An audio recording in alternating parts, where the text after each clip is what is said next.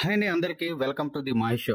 Morning కూలీ cinema కత్తితో పొడిస్తే ఇప్పుడు ఈ వార్ ఏకంగా గున్నపంతో పొడిచారు.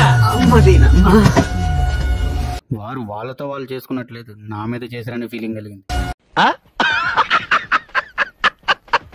అసలు డైరెక్టర్ ఏం తీశారు, ఏం చెప్పారు? అండ్ రీసెంట్ గా జరిగిన ఆడియో ఫంక్షన్ లో నాగవంశి గారు ఏం చెప్పారు? ఇది ప్రాపర్ తెలుగు సినిమా అన్నారు కదండి, ఇది తెలుగు సినిమానా?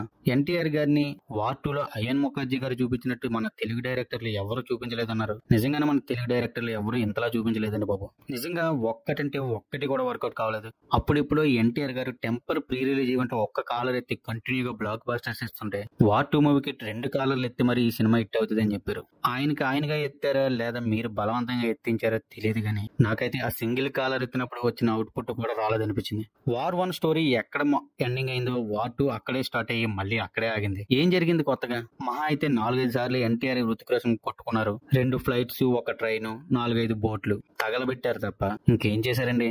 సారీ మర్చిపోయా, 10 గ్రనైట్ బాంబులు, 2 పెద్ద బ్లాస్ట్లు. అది సరిపోనట్టు ఎండింగ్ లో ఎన్టీఆర్ గారు చనిపోయినట్టు చూపించి మళ్ళీ వార్ 3 లో కూడా బతికి ఉన్నట్టు చూపించారు. వార్ 3కి ఏం ప్లాన్ చేస్తున్నారో ఏంటో. ఎన్టీఆర్ గారు వద్దండి, మన తెలుగు డైరెక్టర్లతోనే సినిమాలు తీయండి. ఆ సినిమాలే మనం హిందీలో డబ్ చేసుకుందాం, సరిపోతుంది. RRR, దేవరా సినిమాలు బాగానే కలెక్ట్ చేశాయి కదా. మన తెలుగు డైరెక్టర్లు బాలీవుడ్ వాళ్ళకి హిట్స్ ఇస్తారు కానీ బాలీవుడ్ డైరెక్టర్స్ వచ్చి మన తెలుగు హీరోలకి హిట్స్ ఇవ్వడం జరగదండి. రీసెంట్ గానే ప్రభాస్ గారికి ఆదిపురుష్ లాంటి బంపర్ హిట్ ఇచ్చారుగా ఓంరాజ్ గారు, మర్చిపోయారా ఏంటి? ఎవరురా నువ్వు, ఇంత టాలెంటెడ్ ఉన్నావు? మన టాలీవుడ్ యంగ్ హీరోలలో ఏ హీరో వల్ల కానీ ఒక మిత్ ని మీరు బ్రేక్ చేశారు. రాజమౌళి గారు సినిమా తర్వాత ఫ్లాప్ వస్తుందని మిత్ ని దేవరతో బ్రేక్ చేశారు కానీ మళ్ళీ ఈ సినిమాతో డిజాస్టర్ అయితే పొందారని నాకు అనిపిస్తుంది. వద్దు సార్, మన తెలుగు డైరెక్టర్ల దగ్గర ఉండిపోండి. నాగవంశి గారు, ఇక ఈ మూవీ రిజల్ట్ ఫ్యాన్స్ బాధ్యత అయితే కాదండి.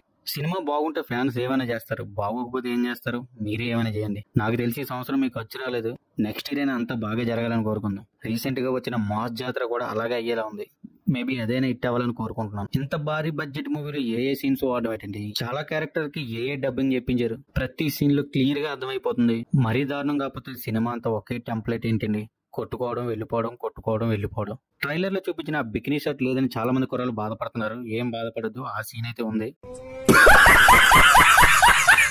నేనైతే చాలా బాధపడుతున్నా. మన ఎన్టీఆర్ గారు మన దగ్గర ఉండాల్సింది, మన సినిమాల్ని బాలీవుడ్ లో డబ్బింగ్ చేసి రిలీజ్ చేయాల్సింది. గైస్, మీలో ఎవరైనా ఎన్టీఆర్ ఫ్యాన్స్ ఫీల్ అయి ఉంటే ఐఎమ్ రియల్లీ సారీ. ఇది నా ఒపీనియన్ మాత్రమే. నాకు కూడా ఎన్టీఆర్ గారు అంటే చాలా అభిమానం, చాలా ఇష్టం. అర్థం చేసుకుంటారు అనుకుంటున్నాను. మీరు ఎవరైనా సినిమా చూస్తే మీకు ఎలా అనిపించిందో కామెంట్ లో చెప్పండి. మీరు కనుక ఇంకా మన ఛానల్ సబ్స్క్రైబ్ చేసుకోకపోతే ఛానల్ సబ్స్క్రైబ్ చేసుకోండి. Thank you guys, thanks for watching. This is Mahesh signing off. జై హింద్.